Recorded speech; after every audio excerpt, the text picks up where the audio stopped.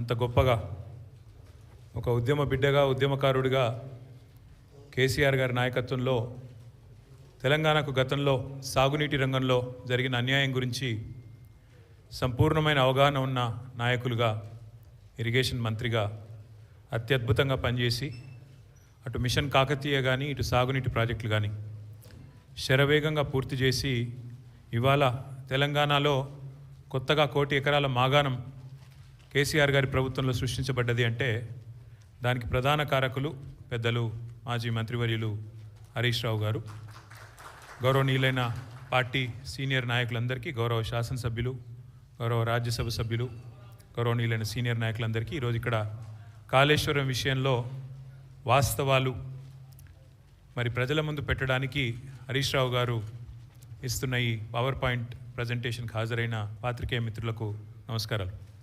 ఈరోజు నాకు ఈ ప్రజెంటేషను ఈ యొక్క స్లైడ్ చూస్తూ ఉంటే ఆనాడు పెద్దలు సిడబ్ల్యూసి మాజీ సభ్యులు కేసీఆర్ గారికి సాగునీటి విషయంలో ఎన్నో సందర్భాలలో తెలంగాణ ప్రజలకు చాలా విషయాల్లో మనకు దిశానిర్దేశం చేసిన ఆర్ విద్యాసాగర్ రావు గారు గుర్తొస్తూ ఉన్నారు. ఆ రోజు నీళ్లు నిజాలు అనే పుస్తకం వారు రాయడం, ఈ సాగునీటి రంగంలో దశాబ్దాలుగా తెలంగాణకు జరిగిన అన్యాయం గురించి వారు సవివరంగా అటు కాంగ్రెస్ ఉన్నప్పుడు కానీ ఇటు బీజేపీ ఉన్నప్పుడు కానీ కేంద్రంలో ఎన్ని రకాల అన్యాయం చేసింది అని వారు పదే పదే చెప్పేటోళ్ళు. అట్లాగే తెలంగాణ ఉద్యమానికి మీకు తెలుసు శీర్షిక ట్యాగ్ లైను నీళ్లు నిధులు నియామకాలు. అందుకే 10 సంవత్సరాల కేసీఆర్ గారి పరిపాలనలో ఈ 3 రంగాల్లో సంపూర్ణమైన న్యాయం కేసీఆర్ గారి ప్రభుత్వం చేసింది.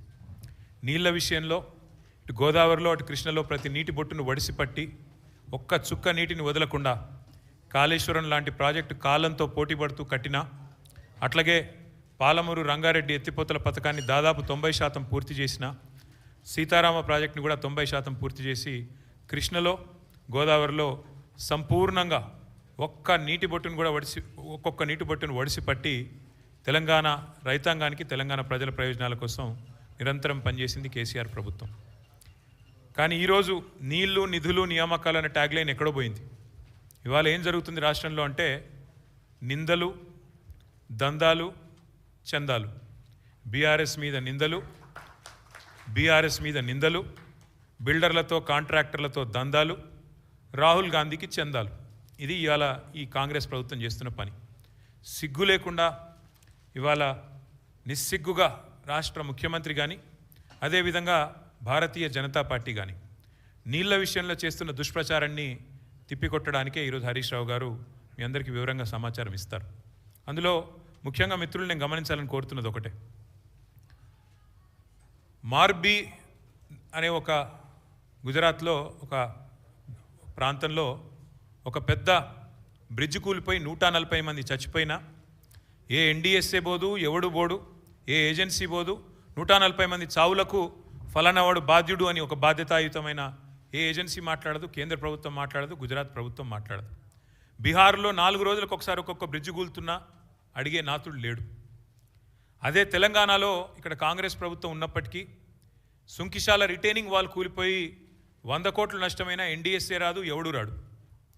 అట్లాగే ఎస్ఎల్బీసీ టన్నల్ వీళ్ళ అవినీతి కమిషన్ల కక్కుర్తితో అది నిజంగా మళ్ళీ తిరిగి రివైవ్ చేసే పరిస్థితి ఉందా లేదా అని కూడా సోయి లేకుండా, కనీసం ఆలోచన లేకుండా, ఇంగిత జ్ఞానం లేకుండా పూర్తి స్థాయిలో కుప్పగూలిపోయి 8 మంది చచ్చిపోయి దగ్గర 100 రోజులు దాటిపోయినా ఇప్పటి వరకు ఉత్తమ కుమార్ రెడ్డి మాట్లాడాడు, రేవంత్ రెడ్డి మాట్లాడాడు, కేంద్ర ప్రభుత్వంలో ఉన్న ఒక్క మంత్రి మాట్లాడాడు, ఎవరు బాధ్యత తీసుకున్న మనిషి లేడు.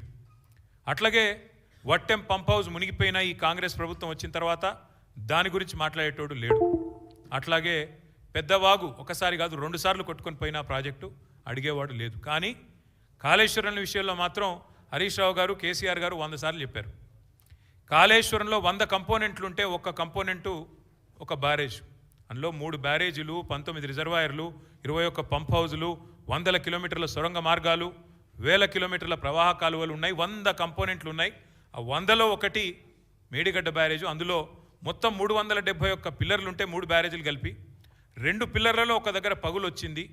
దాన్ని పట్టుకొని దున్నపోతూ ఈనింది అని కాంగ్రెస్ వాడంటే దుడ్డెను కట్టేయమని బీజేపీ వాడు 2 రోజుల్లో ఎన్డీఎస్ఏ రిపోర్ట్ అని వడ్డించి ఎన్డీఏ రిపోర్ట్ బీజేపీ ఆఫీస్లో తయారు చేసి ప్రజల్ని భ్రమింపజేసే ప్రయత్నం చేసినారు. దానికి తిరుగులేని విధంగా ఎల్ఎన్టీ అనే సంస్థ ఏ సంస్థనైతే పార్లమెంట్ భవనం కట్టిందో, ఏ సంస్థనైతే కాంగ్రెస్ పార్టీ కేంద్ర కార్యాలయం కట్టిందో ఆ సంస్థ మొన్ననే స్పష్టంగా చెప్పింది, ఈ నివేదికను మేము తిరస్కరిస్తున్నాం, ఎన్డీఎస్ఏ రిపోర్టు ఇది చెత్తబుట్టలో పడేయడానికి తప్ప ఎందుకు పనికిరాని రిపోర్ట్ అని చెప్పినారు. అట్లాగే ఆ సంస్థనే ఏ సంస్థనైతే నేను అడుగుతున్నా రేవంత్ రెడ్డిని, ఏ సంస్థనైతే మేడిగడ్డ బ్యారేజ్ కట్టిందో ఆ సంస్థ నిజంగానే పనికిరాందైతే మరి కాంగ్రెస్ పార్టీ కార్యాలయం కూడా ఆ సంస్థతో ఎందుకు కట్టించినావు నేను అడుగుతా ఉన్నా. కాంగ్రెస్ పార్టీ కార్యాలయం కూడా తెలంగాణకి వెళ్ళిపోయిన మూటలతోనే కట్టిరు, మీరు అందరికి తెలుసు అది.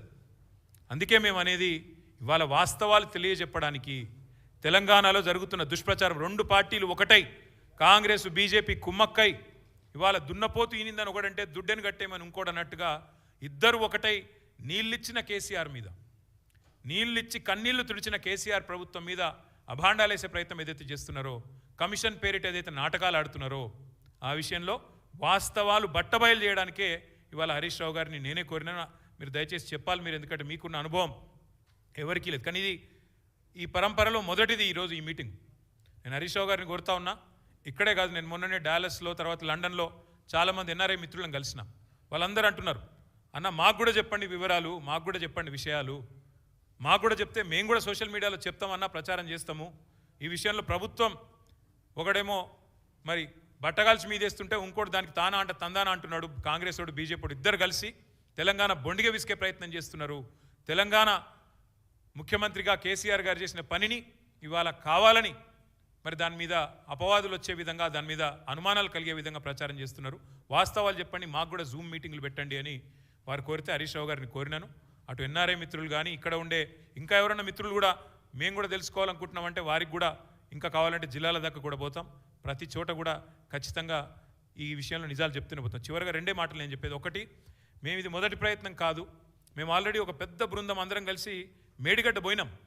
అది పోయి కూడా దాదాపు మీ అందరూ వచ్చినారు, మీడియా మిత్రులు కూడా వచ్చారు. మా ఎంబడా రోజు 9 నెలలు అయినట్టుంది. వెంటనే రిపేర్ చేయాలి, నీళ్ళు ఇవ్వాలి, ఇచ్చే అవకాశం ఉండగా కూడా ఇస్తలేరు అని చెప్పి ఎన్డీఎస్ఏ యాక్ట్ కూడా చూపెట్టినాం. యాక్ట్లో కూడా క్లియర్గా రాసుంది, ఓనర్ ఎవరైతే ఉంటారో వాళ్ళు వెంటనే రిపేర్ చేయాలని. కానీ అది కూడా ఇప్పటివరకు ప్రభుత్వం పట్టించుకోవట్లేదు, రైతుల పొలాలు ఎండబెడుతున్నది. ఆ విషయంలో కూడా ప్రభుత్వం తన వైఖరి చెప్పాలి. రెండవది, హరీష్ రావు గారు మొన్ననే ప్రెస్ మీట్ పెట్టి వివరంగా చెప్పారు, గోదావరి జలాల విషయంలో ఆంధ్రప్రదేశ్ రాష్ట్రం ఇవాళ అనుమతులు లేకుండా కడుతున్న ప్రాజెక్టు మీద ముఖ్యమంత్రి మాట్లాడాడు, బీజేపీ కేంద్ర మంత్రులు మాట్లాడరు. ఒక్కడంటే ఒక్కడు కాంగ్రెస్ వాడు కానీ బీజేపీ వాడు కానీ నోరు విప్పడు, నోరు తెరవడు, కనీసం మాట్లాడరు.